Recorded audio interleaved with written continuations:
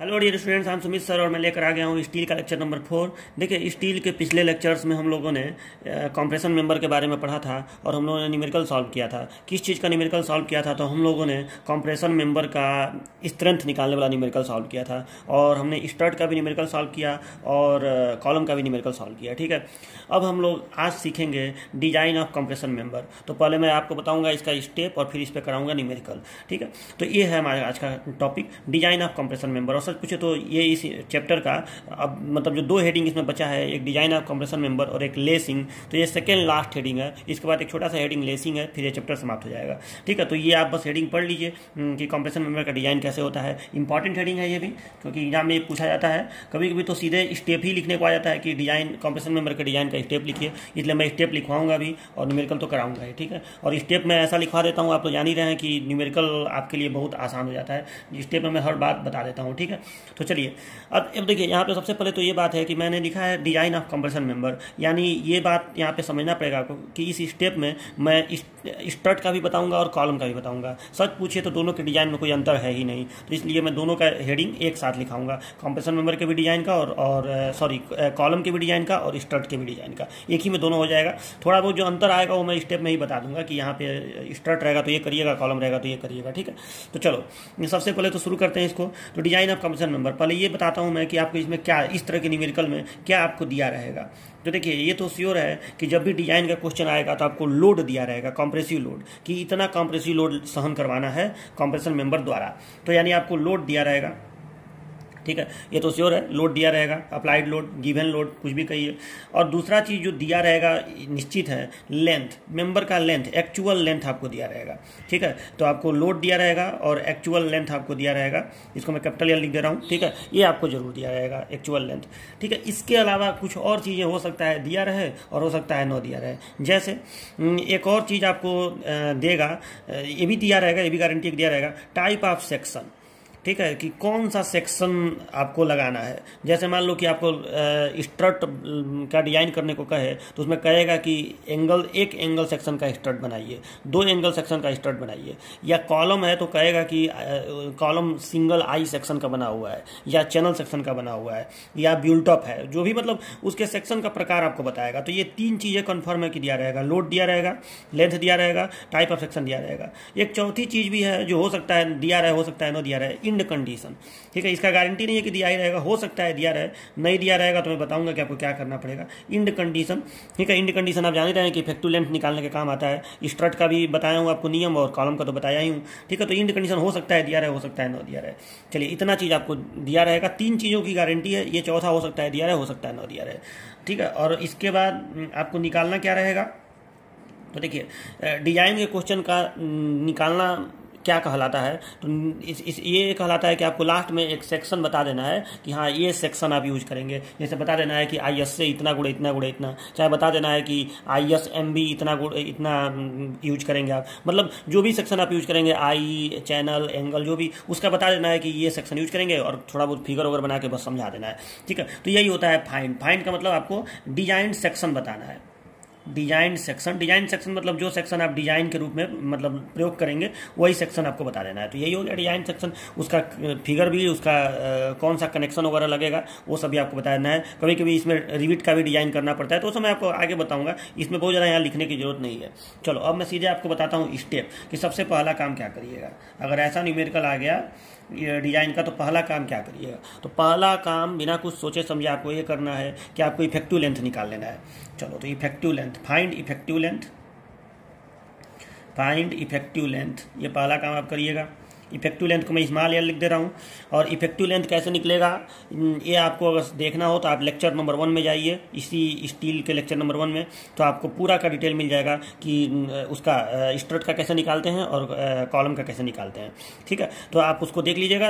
Effective length यहाँ पर नहीं बताऊंगा, वहाँ पर आपको सब डिटेल है। इंड कंडीशन पता हुआ रहेगा तभी निकलेगा। हाँ, अब एक क्वेश्चन आपके दिमाग में आएगा कि सर इंड कंडीशन 9 दिया रहे तो क्या करेंगे? तो 9 दिया रहे तो यल बराबर यल ले लीजिएगा, बात खत्म। यल बराबर एल ले लीजिएगा। ठीक है। अगर इंड कंडीशन न दिया रहे तो आप यल बराबर यल ले लीजिएगा। या फिर एक काम ये भी कर सकते हैं कि जैसे कॉलम के केस में तो यल बराबर यल ही लीजिएगा, कॉलम के केस में तो कोई और मत करिएगा। मतलब ये नहीं कि यल बराबर 0.65 यल लें या 0.80 यल लें, ऐसा कुछ मत करिएगा, आप यल बराबर यल ले लीजिएगा। लेकिन स्टर्ट के केस में अब आप ऐसा कर सकते हैं कि आप मान लें कि अगर दोनों सिरों पर दो दो रिविट हों, तो दो दो रिविट अगर रहेंगे तो आप ऐसे कर सकते हैं कि यल बराबर 0.85 यल, ठीक है। जनरली एक रिविट मानना ठीक नहीं, अगर आपको दिया है कि एक रिविट है तब तो ठीक है, तब तो यल बराबर यल ही होगा, आप जान ही रहे हैं। लेकिन अगर न दिया रहे या दो रिविट दिया रहे तब तो ये ठीक ही है कि यल बराबर 0.85 यल होगा। लेकिन संजोग से मान लो कुछ भी न दिया रहे तो स्ट्रट का अगर डिजाइन को कहेगा तो आप दो रिविट मान के यल बराबर 0.85 यल कर दीजिएगा। कॉलम का कहेगा कि कॉलम का डिजाइन करिए और इंड कंडीशन नहीं दिया रहेगा तो आप यल बराबर यल लीजिएगा, समझ गए ना। अगर कॉलम में कुछ भी नहीं दिया रहेगा तो यल बराबर यल लीजिएगा, स्टर्ट में कुछ भी नहीं दिया रहेगा तो यल बराबर 0.85 यल ले लीजिएगा, ठीक है। ऐसे कर लीजिएगा, दो रिविट किनारों पर मान के यल बराबर 0.85 ले लीजिएगा। और अगर दिया रहे तो उसके हिसाब से, ठीक है। अगर दिया रहे इंड कंडीशन तब तो उसके हिसाब से आपको बताया ही हूँ, उसके लिए आप लेक्चर नंबर 1 में सब बताया हूँ कि कैसे कैसे लेते हैं। तो इफेक्टिव लेंथ माने निकाल लीजिएगा। चलो अब स्टेप नंबर 2 देखिए। स्टेप नंबर 2, तो स्टेप नंबर 2 में ये करिएगा कि आप लोग एज्यूम करिएगा। क्या एज्यूम करिएगा? तो assume sigma AC, sigma AC यानी permissible stress in axial compression. Assume permissible stress in axial compression, sigma AC का मान एज्यूम कर लीजिएगा।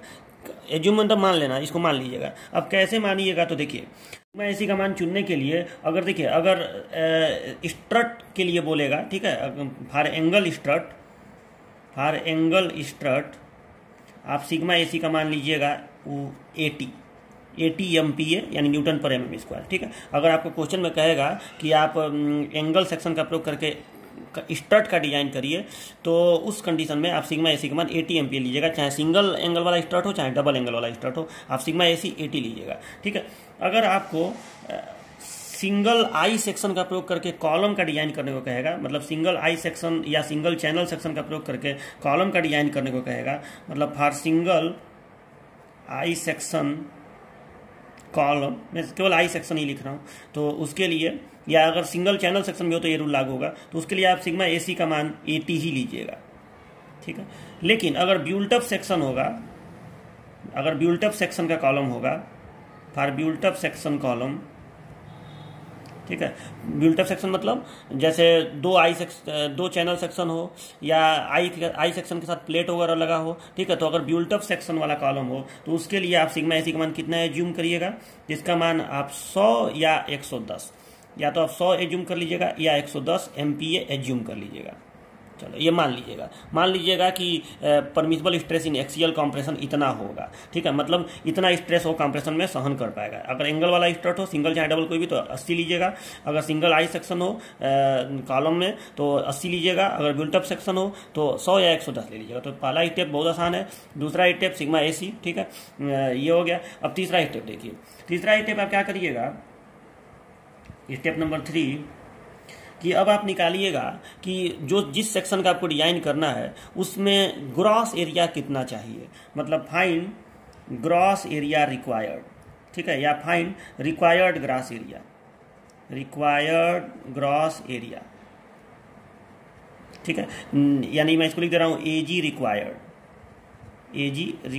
ठीक है। ये आप कैसे निकालिएगा? तो देखिए एजी रिक्वायर्ड जो है, एजी रिक्वायर्ड इज इक्वल टू, आप कैसे निकालिएगा?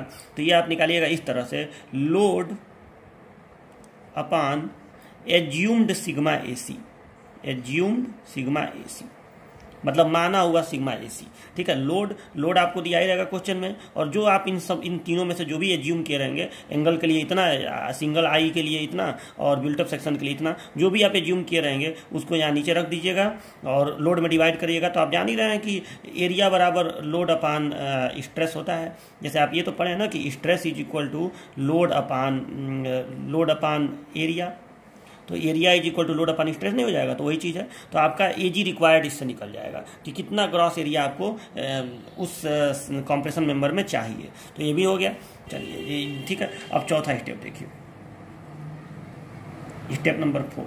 देखिए स्टेप नंबर 4 आप ये करिएगा कि अब एक ट्रायल सेक्शन, मतलब एक कोई सेक्शन स्टील टेबल से चूज करिएगा जिसका एरिया इसके एरिया से थोड़ा सा बड़ा हो। ठीक है, ये कोई भी ऐसा सेक्शन, जैसे स्टील टेबल में आपको इस तरह से सेक्शन रहता है, ये मान लो स्ट्रट ही का डिजाइन आप कर रहे हैं, तो स्ट्रट में आपको एंगल सेक्शन ऐसे मिलेगा कि IS से इतना गुणे इतना गुणे इतना का एरिया, उसमें बस एरिया वाला लिस्ट देखिएगा स्टील टेबल में, और ये जो एरिया आया है उससे थोड़ा सा बड़ा वाला एरिया वाला कोई भी एक सेक्शन चूज कर लीजिएगा। ठीक है, बस इतना ही आपको करना है, कोई भी बड़ा वाला सेक्शन चूज कर लीजिएगा। अच्छा, अगर बिल्ट अप सेक्शन हो, जैसे मान लो कि 2 चैनल सेक्शन है, ठीक है, या 2 आई सेक्शन है, मान लो कि 2 आई सेक्शन है, ठीक है, या मान लो 2 एंगल सेक्शन ही है, सपोज दैट कि 2 एंगल सेक्शन ही ऐसा लगा हुआ है, तो मतलब अगर एंगल वाला स्टार्ट हो तो सिग्मा AC 80 लेंगे, लेकिन मान लो कि 2 एंगल सेक्शन है ऐसे, तो इसमें ऐसे मान लो 2 एंगल सेक्शन है, तो इसमें आप कैसे इसका चूज करेंगे? तो देखिए, आपका AG रिक्वायर्ड जो आएगा, इन दोनों का सम्मिलित एरिया यहाँ पे आएगा। ठीक है, कि मतलब दोनों का, अगर आपको क्वेश्चन में कहेगा कि 2 एंगल सेक्शन का प्रयोग करके स्टड बनाइए, तो ये जो AG रिक्वायर्ड आ रहा है, ये दोनों का सम्मिलित एरिया आ रहा है। ठीक है, तो आप कैसे, आप तो जो सेक्शन चूज करेंगे वो कि एक आपको स्टील टेबल में किसी एक का एरिया दिखाएगा ना, दोनों का जुड़ा हुआ एरिया दिखाएगा नहीं, तो आप क्या करिएगा, इसका आधा करके, और आधा करने के बाद जो आएगा उस एरिया के बराबर का सेक्शन चूज करिएगा। तो जाहिर सी बात है, दुगुना होगा तो मतलब इसका आधा करने के बाद जो आएगा उससे थोड़ा सा अधिक एरिया वाला सेक्शन चूज करिएगा। ठीक है, तो जाहिर सी बात है, थोड़ा सा अधिक एरिया वाला चूज करेंगे तो उसका जब दुगुना करेंगे तो दुगुना होके वो इससे ज़्यादा तो हो ही जाएगा। ठीक है, तो ऐसे करके आप कर लीजिएगा। मतलब अगर 2 सेक्शन का प्रयोग करना हो, 2 आई का या 2 एंगल का, तो उस कंडीशन में इसका आधा करके, और आधा करने के बाद जो एरिया आएगा उससे थोड़ा सा अधिक एरिया वाला हम कोई सेक्शन चूज कर लेंगे स्टील टेबल से। ओके, तो इसको मैं यहाँ लिख दे रहा हूँ, चूज ये ट्रायल सेक्शन। ट्रायल सेक्शन मतलब जिसका हम ट्राई करने जा रहे हैं, पता नहीं ये सही है गलत है, इसको ट्रायल सेक्शन बोलेंगे। Choose a trial section from steel table whose area is greater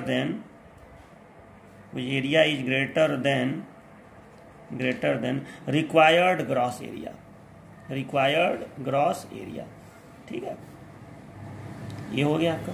मतलब हम स्टील टेबल से एक ऐसा सेक्शन चुनेंगे, ट्राई करेंगे जिसका एरिया रिक्वायर्ड ग्रॉस एरिया से ज़्यादा हो। ठीक है, तो इतना इंग्लिश में ही आप लिख दीजिएगा, इतना इंग्लिश भी सीखा करिए। ठीक है, इतना इंग्लिश से घबराना नहीं चाहिए। ठीक है, तो स्टेप इंग्लिश में लिख देंगे तो कोई बहुत बुरा नहीं है। ठीक है, तो choose a trial section from steel table whose area is greater than required gross area. Hindi में लिखना हो तो लिख लीजिएगा कि अब हम स्टील टेबल से ऐसा सेक्शन चुनेंगे जिसका एरिया रिक्वायर्ड ग्रास एरिया से ज़्यादा हो। बस, तो स्टेप नंबर 4 हो गया। चलिए अब देखिए, अब स्टेप नंबर 5 देखिए। अब अगला काम क्या करेंगे कि जो सेक्शन हमने चुना है, जो हमारा ट्रायल सेक्शन है, जो सेक्शन हमने चुना है स्टील टेबल से, उसका हम लोग लिस्ट रेडियस ऑफ गायरेशन निकालेंगे। Find list radius of gyration, और इस लिस्ट रेडियस ऑफ गायरेशन को हम लोग क्या बोलते हैं? आर मिन। ये हम लोग निकालेंगे। ठीक है, कैसे निकालेंगे? तो देखिए, इसका मैं तरीका आपको बता रहा हूँ। अगर सिंगल एंगल वाला स्ट्रट हो, फॉर सिंगल एंगल स्ट्रट, ठीक है, अगर सिंगल एंगल वाला स्ट्रट हो तो इसका हम लोग कैसे निकालेंगे? आर मिन। तो इसका आर मिन ऐसे निकालेंगे, R min is equal to minimum of किसका R X X, R Y Y, R U U और आर भी। अगर सिंगल एंगल वाला स्ट्रट हो तो उस समय आर मिन जो होगा इन तीनों का सब छोटा वाला होगा। मतलब हम करेंगे क्या कि देखिए, यहाँ पे जब मैं आपको बताऊँ ना कि ये सारा स्टेप जब कंप्लीट हो जाएगा, और यहाँ पे जब आप एक सेक्शन चुन लिए रहेंगे, तो उस सेक्शन का जब चुन लिए रहेंगे तो उस सेक्शन के नीचे ही अगर सिंगल एंगल वाला स्ट्रट है, ठीक है, तो उस समय उस सेक्शन का ही R X X, R Y Y, R U U, R B, उसी के नीचे यहाँ इसी स्टेप में यहाँ नीचे लिख दीजिएगा। ठीक है, स्टेप नंबर 4 में ही यहाँ जब सेक्शन लिख लेंगे तो ऐसे लिखेंगे कि choose a trial section IS से इतना गुणे इतना गुणे इतना, ऐसे लिख के, और फिर उसका R X X, R Y, R, अगर सिंगल एंगल वाला स्ट्रट है तब तो ऐसे यहाँ पे करके और लिख दीजिएगा। और अगले स्टेप में यहाँ पे आर मिन निकाल लीजिएगा कि R min is equal to minimum of R X X, R Y, R U और आर बी। ओके, अब देखिए दूसरा, देखिए कि यदि फॉर सिंगल आई सेक्शन वाला कॉलम हो, फॉर सिंगल आई सेक्शन या चैनल सेक्शन का कॉलम हो, तो उस कंडीशन में, क्योंकि मैं एक ही कॉम्प्रेशन मेंबर के डिजाइन स्टेप में मैं दोनों का बताते चल रहा हूँ कि क्या क्या करेंगे, तो अगर आई सेक्शन वाला सिंगल आई सेक्शन का कॉलम हो, ठीक है, तो उस कंडीशन में आप आर मीन कैसे निकालेंगे, तो उस कंडीशन में आर मीन आपका केवल आर एक्स एक्स और आर वाई का छोटा वाला होगा। तब आर यू यू आर भी नहीं देखना है, तो ये हो जाएगा minimum of R X X comma R Y Y. जो ट्रायल सेक्शन आपने चूज किया, आप चूज किए रहेंगे आई के रूप में या चैनल के रूप में, ठीक है, तो उसमें आर एक्स एक्स और आर वाई वाई का छोटा वाला बस देख लीजिएगा। अगर एक एंगल सेक्शन है तो छोटा वाला बस देख लीजिएगा, बात खत्म, ठीक है, ये हो गया। अब देखिए, तो इतना तो आपका कंप्लीट हो गया। अब तीसरा एक और है कि मान लो कि कभी कभी ऐसा भी होता है कि ब्यूल्टअप सेक्शन हो, ठीक है, तो फॉर ब्यूल्टअप सेक्शन, यहाँ ब्यूल्टअप सेक्शन के अंतर्गत मैं यहाँ पे ब्यूल्टअप सेक्शन कॉलम नहीं लिख रहा हूँ, ब्यूल्टअप सेक्शन मेंबर लिख रहा हूँ, ठीक है, ब्यूल्टअप सेक्शन मेंबर, मतलब अगर ब्यूल्टअप सेक्शन वाला मेंबर हो, मेंबर मतलब उसमें स्ट्रट भी आ जाएगा, कॉलम भी आ जाएगा। ब्यूल्टअप सेक्शन का स्ट्रट का मतलब क्या हुआ कि 2 एंगल वाला स्ट्रट, ठीक है, अगर 2 एंगल वाला स्ट्रट हो तो उसको हम लोग ब्यूल्टअप सेक्शन स्ट्रट कह सकते हैं। तो मतलब अगर 2 एंगल वाला स्ट्रट हो, चाहे 2 आई सेक्शन हो या आई सेक्शन के साथ प्लेट हो, ऐसे कंडीशन में हम लोग क्या करेंगे, ऐसे कंडीशन में आर मीन कैसे निकालेंगे, मतलब ठीक है, तो अगर 2 सेक्शन वाला स्ट्रट हो या आई सेक्शन वगैरह हो तो कैसे निकालेंगे, तो उस कंडीशन में हम लोग क्या करेंगे, तो उस कंडीशन में अब मैं आपको बता रहा हूँ कि क्या इसमें इसका मैं अलग से आपको बता रहा हूँ कि इसमें हम लोग क्या करेंगे। जैसे स्टेप नंबर 5 में ये 3 कंडीशन आपको मैं बताया कि या तो ये करेंगे, या तो ये करेंगे, या तो ये करेंगे। अब इस कंडीशन में मैं आपको ऐसे नंबर डाल के बता रहा हूँ कि क्या करिएगा अगर ये वाला सिचुएशन हो, मतलब अगर 2 एंगल वाला स्ट्रट हो, इसी के अंदर फॉर ब्यूल्टअप सेक्शन मेंबर, इसी में मैं बता दे रहा हूँ कि जैसे 2 एंगल स्ट्रट हो तो भी यही वाला प्रयोग होगा, 2 एंगल स्ट्रट या स्ट्रट के साथ अगर 2 आई सेक्शन हो, 2 आई सेक्शन, ठीक है, आप समझ लीजिएगा, इतना सब नहीं भी लिखा जाएगा तो चलेगा, ठीक है। तो ऐसा हो या आई सेक्शन के साथ प्लेट हो, तो उस कंडीशन में आप क्या करेंगे, उस कंडीशन में आप करेंगे ये कि सबसे पहले आप निकालेंगे find I capital X X और आई कैपिटल वाई वाई, ठीक। दूसरा काम क्या करेंगे कि आप आई मीन निकालेंगे। अब आई मीन क्या होगा, तो इन दोनों में छोटा वाला, तो I min is equal to minimum of I capital X X और आई कैपिटल वाई वाई। और तीसरा काम क्या करेंगे कि अब आर मीन निकालेंगे। कैसे, तो R mean is equal to under root I mean upon A, ठीक है। और ये क्या है, जो दोनों सेक्शन जो आपने ट्रायल सेक्शन चूज किया है उसका ग्रॉस एरिया है, gross area of trial section, gross area of trial section, ठीक है। जो आपने ग्रॉस एरिया लिया है, जो आपने ट्रायल सेक्शन लिया उसका ग्रॉस एरिया, मतलब मैं ये कहना चाह रहा हूँ कि जब आप यहाँ पे क्वेश्चन सॉल्व करिएगा तो आप जब यहाँ पे ट्रायल सेक्शन चूज करेंगे तो आपको ये तो मालूम रहेगा ना कि आगे चल के मतलब ये सिंगल एंगल बनाना है, सिंगल एंगल वाला स्ट्रट आप डिजाइन कर रहे हैं कि डबल एंगल वाला कर रहे हैं, कि आई सेक्शन कर रहे हैं, कि डबल आई कर रहे हैं, कि डबल चैनल कर रहे हैं, ये तो आपको पता रहेगा क्योंकि वो तो क्वेश्चन में दिया रहेगा। तो आप जब ये सेक्शन का लिख लीजिएगा कि हम ये सेक्शन चूज करेंगे, तो उसी के नीचे आवश्यकता के हिसाब से स्टील टेबल से डिटेल लिख लीजिएगा। जैसे अगर सिंगल एंगल वाला हो तो ये 4 चीज बस लिखिए, 4 चीज लिखिएगा बस, ठीक है। और एरिया लिख लीजिएगा, एरिया तो भाई लिख ही लीजिएगा, एरिया तो लिखना जरूरी है क्योंकि एरिया का आगे भी काम पड़ेगा। तो एरिया के साथ साथ आप R X X, R Y, R U U और आर भी यहाँ पे लिख लीजिएगा। कहिए तो मैं यहाँ पे आपको दिखा भी देता हूँ कि एरिया जरूर इसका लिख लीजिएगा यहाँ पे, ठीक है। और R X X, R Y, R U U, R भी लिख लीजिएगा। अगर ये वाला सिचुएशन हो कि सिंगल आई सेक्शन कॉलम हो तो आप एरिया लिखने के साथ साथ केवल R X X, R Y लिखिएगा। और अगर ये वाला सिचुएशन हो कि मतलब ब्यूल्टअप सेक्शन वाला हो, जैसे 2 एंगल स्ट्रट हो या 2 आई सेक्शन हो, तो उस कंडीशन में आप क्या करिएगा कि आप आर एक्स आर वाई लिखिएगा ही मत, आप केवल एरिया लिखिएगा, एरिया तो लिखना ही पड़ेगा। और बाद में उसी में 2 का गुणा करके आपको ये ग्रॉस एरिया बनाना भी पड़ेगा, ठीक है। तो एरिया तो यहाँ लिख ही लीजिएगा और ये सब ये लिख लीजिएगा आई स्मॉल एक्स एक्स और आई स्मॉल वाई वाई, क्योंकि इन्हीं दोनों की मदद से आपको मालूम है कि समांतर अक्ष प्रमेय लगाकर और I capital X X, I capital Y Y निकलता है, ठीक है। ये आपको मैं पिछले न्यूमेरिकल में, पिछले क्लासों में आप ये किए हुए हैं, ठीक है, कि अगर 2 एंगल हो तो कैसे आप मोमेंट ऑफ इनर्शिया निकालेंगे, आई एक्स एक्स और आई वाई वाई, या 2 चैनल हो या आई सेक्शन सर प्लेट हो तो कैसे निकालेंगे, ये आप किए हुए हैं, ठीक है। तो मतलब इसलिए तब इस कंडीशन, अगर ये वाला कंडीशन हो तो आप यहाँ पे आई स्मॉल एक्स एक्स और I small Y Y note करिएगा। ये तो सब में आपको नोट करना पड़ेगा, तो ये थोड़ा सा ध्यान दीजिएगा। हाँ, इसमें आपको सी एक्स एक्स, सी वाई वाई भी नोट करना पड़ सकता है क्योंकि मोमेंट ऑफ इनर्शिया निकालना है। तो अगर तीसरा कंडीशन आएगा तो आप ए और I small X X, I small Y Y और CXX और CYY, कभी कभी CXX और CYY में से भी एक ही नोट कोई करना पड़ता है। जैसे मान लीजिए कि आपका I सेक्शन है, जैसे I सेक्शन है तो जाहिर सी बात है इसके अबाउट सिमेट्रिकल होता ही है, ठीक है। तो इसमें CXX लिखने की जरूरत नहीं पड़ेगी, केवल इसमें CYY लिखने की जरूरत नहीं पड़ेगी, केवल आपको CXX ही लिखना पड़ेगा। तो ऐसे ऐसे अपना देख लीजिएगा कि क्या लिखने की जरूरत पड़ेगी, तो ये सब देख लीजिएगा अपना, ठीक है। तो चलिए ये आपको समझा दिया। तो चलिए, तो ये आपका स्टेप नंबर 5 हो गया। अब स्टेप नंबर 6 देखिए। स्टेप नंबर 6, जब ये इतना काम हो जाएगा तो अब स्टेप नंबर 6 में आप क्या करिएगा कि अब आप जो ये ट्रायल सेक्शन है उसका लेमडा निकालिएगा। फाइंड स्लेंडरनेस रेशियो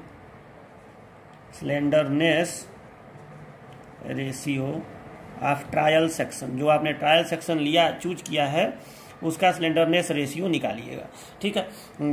कैसे निकालेंगे? तो lambda is equal to effective length निकला हुआ है स्टेप नंबर 1 में, अपान आर मीन यहाँ निकला है, यहाँ भी निकला है, यहाँ भी निकला है, यहाँ भी निकला है, तो effective length upon r mean, ठीक है। ऐसे करके आप लोग लेमडा निकाल लीजिएगा। और ये यहीं पे जैसे ये निकलेगा, यहीं पे ये लेमडा हमेशा लेस देन होना चाहिए 180 से। यहीं पे इसका चेकिंग भी कर लीजिएगा, lambda should be less than 180। वैसे तो 3 कंडीशन आपको बताया उन्होंने लेमडा का, 180, 250 और 350। तो 250 350 वाला क्वेश्चन आता नहीं है, आपका 180 ही रहता है, तो लेमडा 180 से कम होना चाहिए। तो यहीं पे इसका चेकिंग, अगर ये लेमडा 180 से बड़ा आ गया, मान लीजिए कि जो आपने ट्रायल सेक्शन चूज किया है उसका L/R मीन आप किए, ठीक है, और वो बड़ा आ गया तो तुरंत आपको दूसरा सेक्शन चूज करना पड़ेगा। मतलब तुरंत आपको इस स्टेप पे वापस आपको स्टेप नंबर 4 पे पहुंचना पड़ेगा। और अब इस जो एरिया आप चूज की, मतलब यहाँ पे आप इससे बड़ा एरिया वाला सेक्शन चूज किए थे, तो आपको एक और एरिया सेक्शन चूज करना पड़ेगा जिसका एरिया इससे भी थोड़ा बड़ा हो, ठीक है। जो एरिया आप चूज किया वो नहीं सेट किया, तो इससे भी थोड़ा और बड़ा एरिया वाला सेक्शन चूज करना पड़ेगा। और फिर से आपको इन तीनों में से किसी भी एक का प्रयोग करके आर मीन निकालना पड़ेगा, फिर से लेमडा निकालना पड़ेगा जो 180 से कम आना चाहिए, तब लिखेंगे सेफ। नहीं तो अगर ज़्यादा जाए तो लिखेंगे नॉट सेफ, और फिर से लिखेंगे अगेन चूज अनदर सेक्शन, ऐसे करके आपको लिखना पड़ेगा, ठीक है। तो ये आपको समझ में आ गया होगा। चलिए, तो अब स्टेप नंबर 6 भी कंप्लीट हो गया। अब देखिए स्टेप नंबर 7 क्या करेंगे। तो देखिए अब आप सीधे क्या करेंगे कि अब फ्रॉम IS 800 टेबल 5.1, IS 800 में टेबल 5.1 पे जाएंगे। और अब आप लोग के पास एक लेमडा है, ट्रायल सेक्शन का ये लेमडा यहाँ पे निकल चुका है, ठीक है।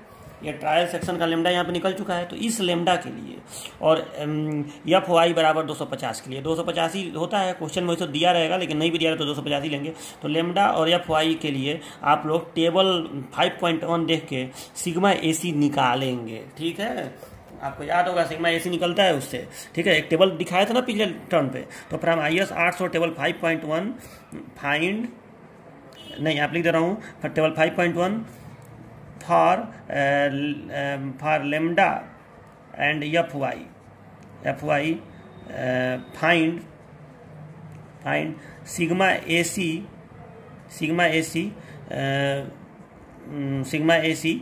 by interpolation.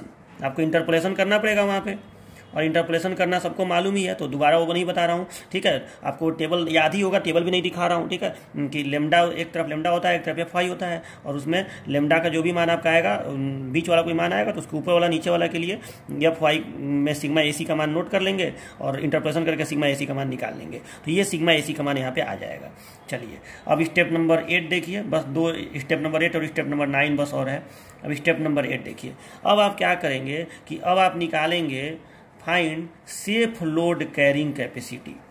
Safe load carrying capacity, जो आपका ट्रायल सेक्शन है उसका सेफ लोड कैरिंग कैपेसिटी निकालेंगे। Safe load carrying capacity of trial section, जो आपने ट्रायल सेक्शन लिया है उसका सेफ लोड कैरिंग कैपेसिटी निकालेंगे। कैसे? तो आप ऐसे लिखेंगे कि safe load carrying capacity is equal to, मतलब स्ट्रेंथ हो गया, सेफ लोड कैरिंग कैपेसिटी माने स्ट्रेंथ, ठीक है। तो ये कितना हो गया? तो आपको मालूम है कि स्ट्रेंथ बराबर होता है स्ट्रेस गुणे एरिया। तो सिग्मा AC इंटू A। यहाँ पे A क्या है? यहाँ पे A है जो आपका ट्रायल सेक्शन है उसका ग्रॉस एरिया, ठीक है। ये ग्रॉस एरिया का ट्रायल सेक्शन है यहाँ पे जो आप निकाल चुके हैं।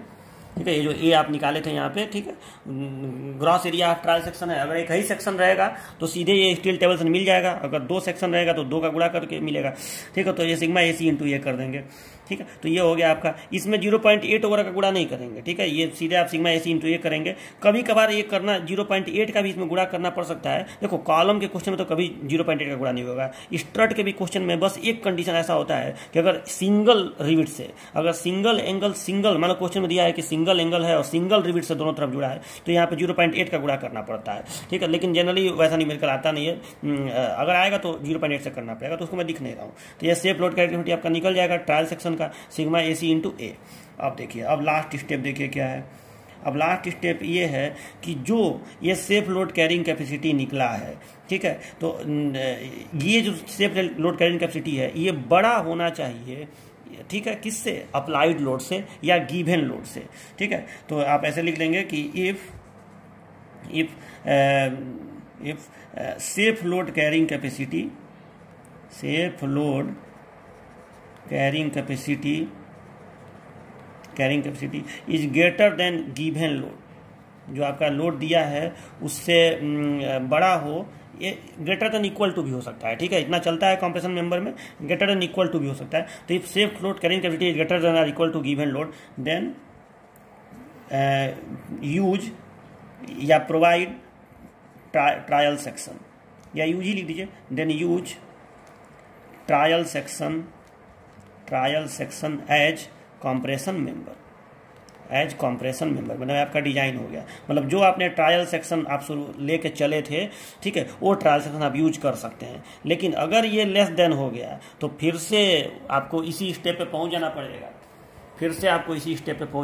स्टेप नंबर 4 पे, और नया ट्रायल सेक्शन लेना पड़ेगा, ठीक है। तो ये आपका होता है, नया ट्रायल सेक्शन लेके फिर से आपको ये सारा काम करना पड़ेगा, फिर से आपको ये सब काम करना पड़ेगा, आर मीन निकालना पड़ेगा, फिर आपको फिर लेमडा निकालना पड़ेगा, फिर ये सिग्मा AC निकालना पड़ेगा इंटरपोलेशन करके, और फिर से आपको ये करना पड़ेगा safe load carrying capacity given load से बराबर या उससे बड़ा आना चाहिए, ठीक है, तब जाके आपका डिजाइन कंप्लीट होगा। तो ये तो मतलब देखो, ये मैं जो लिखवा रहा हूँ ये एग्जाम में स्टेप लिखने का तरीका है। क्वेश्चन जब मैं कराऊंगा तो इसके जब मैं ऐसे लिखवाऊंगा कि 10 यूज IS से इतना गुण इतना, या 10 यूज IS JB इतना एज कॉम्प्रेशन मेंबर, या एज कॉलम, एज स्ट्रट, जो भी है मैं वो से लिखवाऊंगा। तो न्यूमेरिकल में थोड़ा सा अलग तरीके से लिखा जाता है, लेकिन स्टेप ऐसे आपको लिखना है, ठीक है। तो एक बार जल्दी फिर से स्टेप रिवाइज कर लीजिए, बहुत इंपॉर्टेंट ये स्टेप है, ये आपको कंफ्यूजन ना हो। तो देखिए, सबसे पहले हम लोगों ने क्या किया कि सबसे पहले आप इफेक्टिव लेंथ निकालेंगे, कोई बड़ी बात नहीं है, ठीक है। इफेक्टिव लेंथ कैसे निकलेगा? तो अगर क्वेश्चन में इंड कंडीशन दिया रहेगा तो इंड कंडीशन के हिसाब से कॉलम और स्ट्रट दोनों का पढ़ाया हूं। अगर नहीं दिया रहेगा तो आप स्ट्रट के लिए डबल रिविट दोनों तरफ मान लीजिएगा और 0.85 L कर दीजिएगा, ठीक है। कॉलम के लिए L बराबर L कर दीजिएगा, अगर न दिया रहे तो उसके कंडीशन के हिसाब से, ठीक है। तो ये हो गया। चलो अब इसमें देखिए दूसरा काम, सिग्मा AC चुनिएगा। अगर एंगल वाला स्ट्रट हो, चाहे सिंगल हो चाहे डबल हो, यहाँ देखो यहाँ सिंगल डबल का लफड़ा नहीं है, सिंगल हो चाहे डबल हो आप 80 ही लीजिएगा स्ट्रट में, ठीक है, सिग्मा AC का मान। अच्छा, अगर आई सेक्शन वाला हो, सिंगल आई सेक्शन हो तो कॉलम में तो आप 80 लीजिएगा। अगर बिल्टअप सेक्शन का कॉलम हो, ठीक है, बिल्टअप सेक्शन का कॉलम हो तो उस कंडीशन में आप 100 लीजिएगा, 110 लीजिएगा, ये चुन लीजिएगा इस हिसाब से, क्वेश्चन के हिसाब से। उसके बाद रिक्वायर्ड ग्रॉस एरिया निकालिएगा, कैसे? तो load upon assumed sigma AC, जो यहाँ सिग्मा AC लिए हैं उसके हिसाब से। चलो हो गया। उसके बाद अब जो रिक्वायर्ड ग्रास एरिया आएगा इससे बड़ा कोई एक ट्रायल सेक्शन चूज कर लीजिएगा, माने कोई एक सेक्शन ट्राई कीजिएगा कि ये होगा, और वो सेक्शन चुनने के बाद उसका नाम लिखने के बाद उसका कुछ डिटेल यहाँ लिख दीजिएगा। अब डिटेल आवश्यकता के हिसाब से लिखिएगा जितने की जरूरत होगी, ठीक है। तो कभी हो सकता है कि आपको एरिया तो लिखना ही पड़ेगा, एरिया तो जरूर लिख लीजिएगा। उसके बाद आप देख लीजिएगा क्या क्या लिखना जरूरी है, वो आपको यहाँ से समझ में आएगा, ठीक है। तो देखिए अब आपका 5वां स्टेप है कि जब आप ट्रायल सेक्शन चुन लिए तो आप उसका आर मीन निकालिएगा, लिस्ट रेडियस ऑफ गायरेशन। कैसे निकालिएगा? तो अगर सिंगल एंगल वाला स्ट्रट हो तो आर मीन इन चारों का छोटा वाला होगा, ठीक है, इन चारों का छोटा वाला होगा। अगर आई सेक्शन वाला, सिंगल आई सेक्शन वाला कॉलम हो तो आर मीन बस इन दोनों का वाला होगा, छोटा वाला। और अगर बिल्टअप सेक्शन हो, बिल्टअप सेक्शन का मेंबर हो, मेंबर मतलब इसमें एंगल, 2 एंगल वाला स्ट्रट भी आ जाएगा और 2 एंगल वाला आई सेक्शन चैनल सेक्शन भी आ जाएगा, या आई सेक्शन प्लस प्लेट भी आ जाएगा। तो बिल्टअप सेक्शन वाला कोई भी मेंबर हो तो उस कंडीशन में आपको थोड़ा ज़्यादा काम करना पड़ेगा, आई कैपिटल XX आई कैपिटल YY निकालना पड़ेगा। ठीक है, तो ये हो गया। और ये दोनों में से जो छोटा होगा वो आई मीन होगा। इन दोनों को निकालने के लिए आपको समांतर प्रमेय का प्रयोग करना पड़ेगा, जिसमें आपको आई स्मॉल XX आई स्मॉल YY CXX या CYY अब जिसकी आवश्यकता हो पड़ती रहेगी, तो वो सब डिटेल आप स्टील टेबल से सेक्शन का लिखते रहिएगा। ठीक है, फिर आप आई मीन निकाल लीजिएगा इन दोनों में छोटा वाला, फिर आर मीन निकाल लीजिएगा अंडर रूट आई मीन अपन ये क्या है, तो जो बिल्ट अप सेक्शन है उसका ये ग्रॉस एरिया है। ठीक है, जो आपका ट्रायल सेक्शन है उसका ग्रॉस एरिया है, ये ध्यान रखिएगा। 2 का गुणा कर लीजिएगा अगर 2 सेक्शन होगा तो। चलिए, और उसका स्लेंडरनेस रेशियो निकालिएगा जो ट्रायल सेक्शन है उसका, तो लेमडा बराबर यल बटे आर मीन, यहाँ से चाहे यहाँ से चाहे यहाँ से, ये हो गया। और जब ये निकल जाएगा तो अगला काम क्या करिएगा कि अब आप लेमडा के लिए और FY के लिए सीधे पहुंचिएगा IS 800 में और इंटरपोलेशन करके सिग्मा AC निकालिएगा। और जब सिग्मा AC निकल जाएगा तो आप जो ट्रायल सेक्शन है उसका सेफ लोड करेंट डेफिनेटली निकालिएगा। कैसे? तो सिग्मा AC इंटू A। ठीक है, ये A जो है अगर बिल्टअप वाला होगा तो 2 का गुणा कर लीजिएगा, सिंपल वाला होगा तो सीधे स्टील टेबल से आपको ये मिल ही जाएगा। चलो, हो गया। और उसके बाद अगर ये safe load current definitely given load से बड़ा है, मतलब ये क्या बता रहा है? ये बता रहा है कि जो ट्रायल सेक्शन आपने लिया है उस पर जो आपका अप्लाइड लोड है उससे ज़्यादा लोड सहन हो सकता है। मतलब ठीक है, आपका सेक्शन डिजाइन सही है, लेकिन अगर ये safe load carrying capacity trial section का कम आ गया गिवन लोड से, मतलब आप जो लोड आपको लगाना है उसके लिए ट्रायल सेक्शन उचित नहीं है, ये टूट जाएगा। तो इसके लिए आपको दोबारा डिजाइन करना पड़ेगा। और अगर नहीं है, अगर ये बड़ा आ रहा है तो you trial section as compression में डिजाइन कंप्लीट हो गया। तो ये आपका हो गया। तो चलिए, इसको आप अपने कॉपी में ये पूरा पहले तो लाइन बाय लाइन जैसे मैं लिखवाया हूँ, ये पूरा यहाँ से लेकर यहाँ तक, और फिर ये पूरा, ठीक है, और फिर ये पूरा आपको नोट करना है। स्टूडेंट्स, कभी कभी क्या करता है क्वेश्चन में कि आपको कंप्रेशन मेंबर के डिजाइन के साथ साथ ये भी बोल देगा कि रिविट का भी डिजाइन करिए। ठीक है, रिविटेड ज्वाइंट का भी डिजाइन करिए, ऐसे क्वेश्चन में आ जाता है। तो ऐसे में आप क्या करेंगे, तो आप जब इतना डिजाइन कर लेंगे तो उस पर लिखेंगे डिजाइन ऑफ रिविटेड ज्वाइंट। ठीक है, और नहीं कहेगा तो मत करिएगा। और डिजाइन ऑफ रिविटेड ज्वाइंट ऐसे मान लो कहे कि रिविटेड ज्वाइंट का भी डिजाइन करिए, फॉर कंप्रेशन मेंबर यहाँ पर लिख दे रहा हूँ। ठीक है, तो इसके लिए आप क्या करिएगा। ठीक है, रिविटेड ज्वाइंट का डिजाइन करने का मतलब कि जो कंप्रेशन मेंबर है, मान लो गसेट प्लेट के साथ जुड़ रहा है तो गसेट प्लेट के साथ रिविट से या वेल्डिंग से जोड़ना पड़ेगा। ठीक है, तो जनरली अगर रिविटेड ज्वाइंट आपको कहे और उसका डिजाइन करने को कहे तो आप इसके लिए क्या करेंगे, तो इसके लिए बस आपको इतना सा काम करना है कि कोई एक रिविट चूज कर लीजिएगा। ठीक है, अगर रिविट का डाया नहीं दिया है तो ठीक बात है, नहीं दिया है तो आप रिविट का डाया चूज कर लीजिएगा। क्या करिएगा, पहला काम कि चूज डाया ऑफ रिविट, ये चूज कर लीजिएगा। ठीक है, और साथ में आप ये भी चूज कर लीजिएगा कि कौन सा रिविट आप चूज कर रहे हैं। जैसे power driven soft rivet choose कर रहे हैं कि हैंड ड्रिवन, सबसे अच्छा वैसे पावर ड्रिवन सॉफ्ट रिविट रहेगा। ठीक है, तो चूज डाया ऑफ रिविट, और यहाँ पे मैं लिख दे रहा हूँ कि PDS रिविट चूज करिएगा, पावर ड्रिवन सॉफ्ट रिविट। ठीक है, पावर ड्रिवन सॉफ्ट रिविट, ये PDS रिविट चूज कर लीजिएगा। तो ये हो गया आपका, और उसका व्यास चुन लीजिएगा 16 mm या 18 mm ऐसे कुछ चूज कर लीजिएगा व्यास।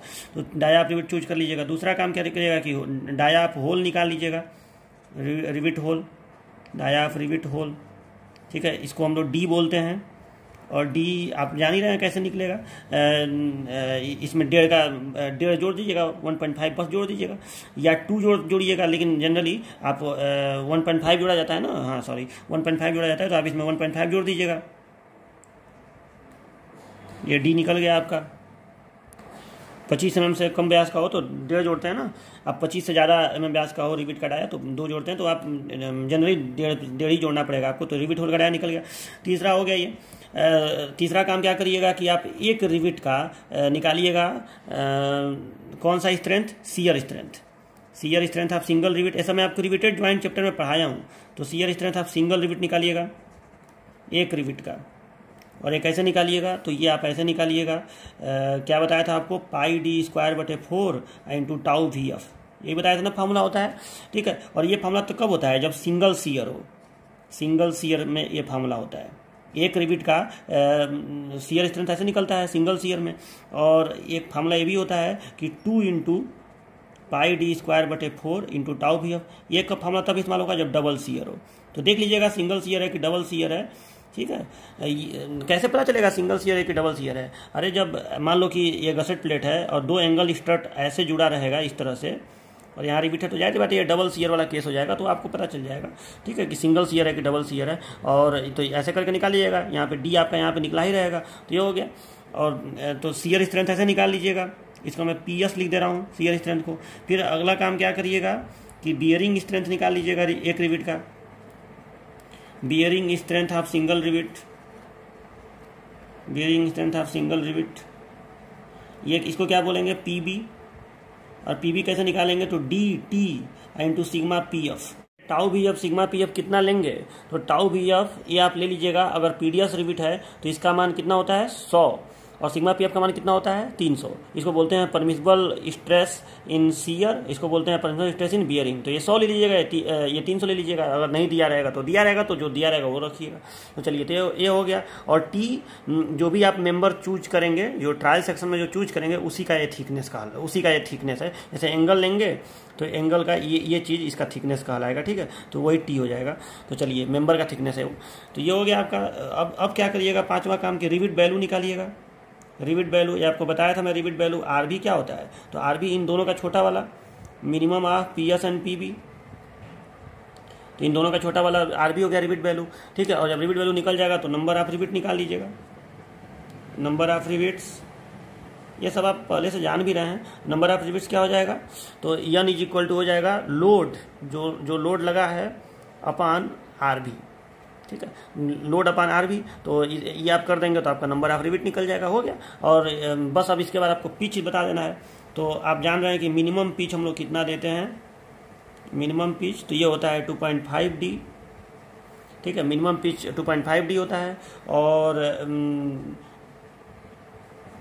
मिनिमम पिच 2.5D होता है। और मैक्सिमम पिच कितना होता है, तो कंप्रेशन मेंबर के लिए आपको मैं बताया था कि 12T या 200 mm में से जो भी छोटा हो, 200 mm में से जो भी छोटा हो, ठीक है, इन दोनों में से जो भी मिनिमम हो, 12T या 200 mm में से जो भी छोटा हो वही मैक्सिमम पिच होता है। मतलब पिच माने जो रिविट आप लगा रहे हैं उसके सेंटर टू सेंटर स्पेसिंग, उसी को पिच कहते हैं। तो मिनिमम पिच इतना और मैक्सिमम पिच इतना, ठीक है। और एज डिस्टेंस, ये 9वां एज डिस्टेंस, तो मिनिमम एज डिस्टेंस जो है उसके लिए एक टेबल है, मिनिमम एज डिस्टेंस उसके लिए एक टेबल है, मैं आपको दिखा दे रहा हूँ वो टेबल, आपको मैं वहाँ पे बनवाया भी हूँ आपके कॉपी में, ये पेज नंबर 97 पर दिया है यहाँ पे, देखिए ये यहाँ पे मिनिमम एज डिस्टेंस का टेबल है, ठीक है। तो ये होल के डाया के हिसाब से लिया जाता है। तो ये सीयर्ड एज के लिए है, ये राउंड एज के लिए है, ठीक है, रोल्ड या राउंड, ठीक है। तो आप लोग ये वाला इस्तेमाल करिएगा, जब इस वाले में मैंने रोल्ड स्टील सेक्शन में आप लोग ये वाला इस्तेमाल करिएगा, ठीक है। तो इसमें ये वाला इस्तेमाल करिएगा। तो जनरली ये होल के लिए है। जैसे अगर मान लीजिए कि आपका होल का डाया 15.5 mm है, जैसे मान लो कि 14 mm व्यास का रिविट है, तो होल डाया 15.5 हो जाएगा, तो इसके लिए आप 22 mm का मिनिमम रखेंगे, मतलब 22 से ज़्यादा रखेंगे, मतलब 25 एज डिस्टेंस रखेंगे या 30 रखेंगे, तो इससे मैं थोड़ा सा ज़्यादा ही रखेंगे। ये इसका खाने का थोड़ा सा अच्छा खासा ही ये डिस्टेंस दे दिया जाता है, तो ये मिनिमम है। तो ये कौन सा है, टेबल नंबर 8.2। तो मैं यहाँ लिख दे रहा हूँ कि minimum age distance from table 8.2 of IS 800, from table 8.2 of IS 800। चलिए, तो ये हो गया। तो ये इतना चीज़ आप, तो ऐसे आप लोग का रिविटेड जॉइंट का डिजाइन हो जाएगा। और इसके बाद मिनिमम पिच और ये मैक्सिमम पिच एज डिस्टेंस, इसको मैंने एक फिगर में आपको दिखाना पड़ेगा कि हम इतना इतना प्रदान कर रहे हैं। जैसे मान लीजिए 2.5D आया 48, तो आप उसको 50, 55, 60 कुछ भी दे सकते हैं। तो जो भी देंगे उसको आपको नीचे लिखना पड़ेगा 10 प्रोवाइड इतना, ठीक है। तो ये सब आप करके मैंने ऐसे रिविट का भी डिजाइन आपका हो जाएगा, ठीक है। तो ये तो एक एक्स्ट्रा चीज़ मैं बताया हूँ, ये आपको उस स्टेप में अगर एग्जाम में आएगा तो लिखना नहीं है आपको, मैं बस बताया हूँ कि रिविट का डिजाइन आएगा तो आप कैसे डिजाइन करेंगे। तो सबसे पहले आप PDS रिविट ही चूज करिएगा, और ठीक है, उसका डाया कुछ भी मान लीजिएगा, नहीं दिया रहेगा तो कुछ भी मान लीजिएगा। फिर रिविट होल निकालिएगा, डेढ़ जोड़िएगा, जनरली 1.5 ही जोड़ना पड़ेगा, क्योंकि मैं जानता हूँ कि उतना ज़्यादा व्यास क्वेश्चन में भी नहीं दिया रहता है और लोग मानते भी नहीं है। 16 या 18 मानिएगा, ठीक है। फिर सीयर स्ट्रेस आप सिंगल रिविट निकालिएगा। कैसे, तो अगर सिंगल सीयर रहेगा, जनरली सिंगल सीयर का ही केस ज़्यादातर आता है, तो πd²/4 × टाउ BF कर दीजिएगा। अच्छा, bearing strength DT × sigma PF कर दीजिएगा। ये 100 ले लीजिएगा, ये 300 ले लीजिएगा। रिविट वैल्यू दोनों का मिनिमम, नंबर ऑफ लोड बटे rivet value, minimum pitch 2.5D, maximum pitch 12T या 200 में से जो भी छोटा हो, और minimum age distance table 8.2 IS 800 है। चलो, तो ये हो गया। देखिए, अगला आपका हेडिंग है प्रोविजन ऑफ टैकिंग रिविट। कई बार कंप्रेशन मेंबर में हम लोग को टैकिंग रिविट भी लगाना पड़ता है। टैकिंग रिविट में आपको पहले से ही बता चुका हूँ क्या होता है, ठीक है। एक बार फिर से जल्दी जल्दी बता दे रहे हैं कि टैकिंग रिविट किसे कहते हैं। तो देखिए, मैंने आपको बताया था कि जब स्ट्रट में एक से ज़्यादा एंगल सेक्शन, मतलब 2 एंगल सेक्शन प्रयोग किए जाएंगे, तो मान लो कि स्ट्रट जो है वो सेम साइड में ही जुड़ा है, सेम साइड में जुड़ा हो, चाहे ऐसे जुड़ा हो, मान लो कि ऐसे 2 एंगल सेक्शन जो हैं ऐसे जुड़े हैं, ठीक है, और गसेट प्लेट के साथ ही ऐसे जुड़े हैं। तो अब जाहिर सी बात है, ये एंगल सेक्शन ऐसे जब निकले रहेंगे तो इनको एक यूनिट के रूप में यूज करने के लिए यहाँ पे हमको टैकिंग रिविट लगाना पड़ेगा, ठीक है। मतलब यहाँ पे जो रिविट लगाएंगे वो तो रिविट लगाएंगे ही गसेट प्लेट के साथ इसको जोड़ने के लिए, लेकिन इन 2 मेंबर्स को एक यूनिट के रूप में जोड़े रखने के लिए हमको जाहिर सी बात है इनको आपस में जोड़े रखने के लिए टैकिंग रिविट लगाना पड़ेगा, ठीक है। अगर मैं इसको प्लान में आपको दिखाऊँ तो ये एक एंगल सेक्शन है, ठीक, ये दूसरा एंगल सेक्शन है। तो इसको आपस में जोड़े रखने के लिए हम जो रिविट लगाते हैं वो टैकिंग रिविट कहलाता है, ठीक है, ताकि ये एक एंगल सेक्शन के रूप में, एक मेंबर के रूप में काम करे। अगर मान लीजिए गसेट प्लेट है और इधर भी एक एंगल सेक्शन हो, इधर भी एक एंगल सेक्शन हो, ठीक है, तो अब जाहिर बात है एंगल सेक्शन ऐसे निकला हुआ है, तो अब गसेट प्लेट तो कुछ दूर बाद खत्म हो जाएगा, बाकी दूरी पर आपस में इसको एक साथ मिलाए रखने के लिए हम लोग टैकिंग रिविट लगाते हैं, ठीक है। तो इसका मैं आपको अच्छे से प्लान वगैरह बना के भी समझाया था कि टैकिंग रिविट कैसे काम करता है। इसको मैं क्लास में आपको काफ़ी अच्छे तरीके से समझाया था, ठीक है। तो ये होता है टैकिंग रिविट। मतलब जब 2 मेंबर्स को एक दूसरे के साथ हमको सिंगल इकाई के रूप में, एक इकाई के रूप में काम करवाना हो, प्रयोग करना हो, तो उन मेंबर्स को आपस में टैकिंग रिविट जोड़ा जाता है, ठीक है। तो अब देखिए, तो ये जो टैकिंग रिविट है इसका डिजाइन कैसे आप करेंगे, मतलब अगर टैकिंग रिविट लगाना पड़े, मान लो 2 एंगल है तो जाहिर सी बात है उसमें टैकिंग रिविट लगाना पड़ेगा। तो टैकिंग रिविट आप कैसे लगाएंगे, तो टैकिंग रिविट का डाया कितना लेंगे, तो इसका डाया लेंगे मेंबर के हिसाब से। अगर 10 mm तक का मेंबर है, मतलब एंगल सेक्शन है, उसका थिकनेस अगर 10 mm तक है, तो उस कंडीशन में आप डाया, मिनिमम डाया 16 mm लेंगे, मतलब 16 लेंगे, 18 लेंगे, मिनिमम 16 mm लेंगे टैकिंग रिविट का डाया। अगर मेंबर 10 mm से बड़ा है, 10 mm तक ये लेंगे, और मेंबर अगर 10 mm से बड़ा है और 16 mm तक है, तो उस कंडीशन में हम लोग डाया 20 mm तक लेंगे, और अगर मेंबर 16 mm से भी बड़ा है तो मिनिमम डाया 22 mm तक लेंगे। तो ये याद रखिएगा, इसको कंपटीशन में भी ये पूछा जा सकता है, ठीक है। दूसरा थोड़ा सा लाइन टफ है। ये लिखा है कि देखिए, 2 क्रमागत टैकिंग रिविट के बीच का स्लेंडरनेस रेशियो 40 या पूरे मेंबर के स्लेंडरनेस रेशियो के 60% में से जो भी कम हो उससे ज़्यादा नहीं होना चाहिए, ठीक है। इसका मतलब ये हुआ कि मान लीजिए कि ये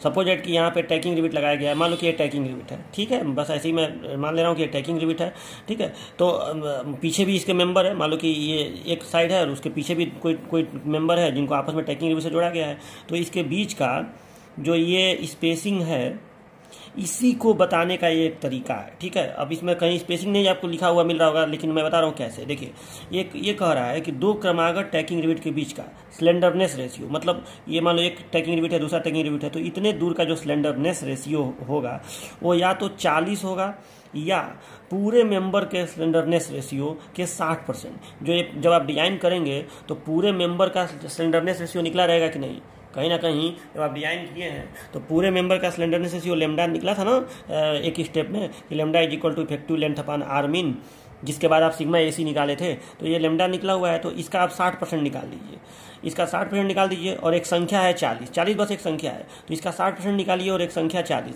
इन दोनों में जो भी छोटा हो वही स्लेंडरनेस रेशियो इतने दूर का होना चाहिए, इतने दूर का ये जो भाग है उसका स्लेंडरनेस रेशियो वही होना चाहिए। अब इसका मतलब ये हुआ कि इतने दूर का स्लेंडरनेस रेशियो क्या होगा, तो इतने दूर का लंबाई यानी स्पेसिंग, ठीक है, यानी स्पेसिंग, तो स्पेसिंग बटे are min is equal to क्या होगा, 40 होगा, या जो पूरे मेंबर का स्लेंडरनेस रेशियो है उसका 60% होगा, उसमें से जो भी कम होगा। मान लो 40 कम है तो ये 40 हो गया। अब आपको आर मीन तो पता रहेगा ना, पूरे मेंबर का आर मीन कितना है वो तो आपको पता रहेगा, तो आपका स्पेसिंग यहाँ से निकल जाएगा कि s is equal to r mean into 40, ठीक है।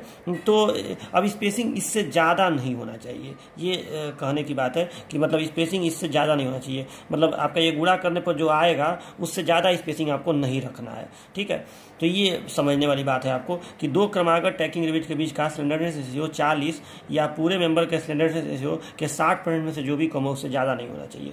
ठीक है, तो इसको फिर से एक बार जल्दी समझ लीजिए कि आप क्या करेंगे कि जो पूरा मेंबर है उसका लेमडा निकला है उसका 60% निकालेंगे, फिर एक संख्या है 40, इन दोनों में से जो भी छोटा हो उसको आप दिमाग में रखेंगे। और फिर मान लो कि 40 छोटा है तो या मान लो 60% निकाले वही छोटा है, 60% निकालने पर आया मान लो आ गया 38 या 35, तो जो भी छोटा है उसको आप लिखेंगे यस बटे आर मीन पूरे मेंबर का लिस्टेड एज of gyration is equal to जो भी छोटा वाला है इन दोनों में से, मान लो 35 है तो 35, तो यस बराबर 35 गुणा इतना, तो जो भी ये गुणा करने पर आएगा उससे कम ही स्पेसिंग आपको देना है, उससे ज़्यादा स्पेसिंग आपको नहीं देना है। ये इसके कहने का मतलब हुआ। और लास्ट में देखिए क्या लिखा हुआ है कि किसी भी स्थिति में टैकिंग रिविट का centre to centre spacing 600 mm से ज़्यादा नहीं होना चाहिए। मतलब ये कैलकुलेट वगैरह करने पर या जैसे भी हो आपको 600 mm से ज़्यादा स्पेसिंग टैकिंग रिविट का नहीं देना है। कंप्रेशन मेंबर में, टेंशन मेंबर में 1000 mm ये होता है। ठीक है, कंप्रेशन मेंबर में टैकिंग रिविट का स्पेसिंग 600 mm से ज़्यादा नहीं होना चाहिए। ठीक है, तो ये हो गया आपका टैकिंग रिविट का प्रोविजन कि कैसे आप टैकिंग रिविट प्रदान करेंगे। और इसी के साथ आपका ये डिजाइन का सारा चीज़ खत्म हो गया। तो डिजाइन का स्टेप बता ही दिया, रिविट का डिजाइन बता दिया और टैकिंग रिविट बता दिया। अब आपको सीधा न्यूमेरिकल करना है डिजाइन का। ठीक है, ये इस वीडियो में आप इतना चीज़ पहले लिख लीजिए और मैं अभी थोड़ी देर में आपको एक नेक्स्ट वीडियो दूंगा जिसमें आपको न्यूमेरिकल कराऊंगा। इस वीडियो में इतना ही रहने देते हैं। ओके, तो मिलते हैं नेक्स्ट वीडियो में, तब तक के लिए बाय बाय।